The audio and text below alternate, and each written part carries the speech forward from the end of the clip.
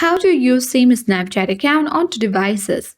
Hi everyone, welcome to our channel. In this tutorial video, I'm going to show you and tell you is it possible to use same Snapchat accounts on two devices.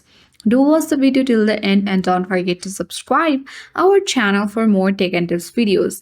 So without any much ado, let's dive right into the video. So if you are eager to know that if you are able to use same Snapchat account on two devices or not, then yes, definitely we can use same Snapchat account on two devices. Suppose if you are or wishing to use the Snapchat account on the web version of your Snapchat, then you can easily open the laptop and go to any browser and go and open the web version of Snapchat. There you can use the same detail in order to log into your Snapchat account, and after entering all the detail, that is your username, password, you can easily log into your account on your Snapchat web version as well as on your PC. So that's it. I hope this video works. Thank you for watching.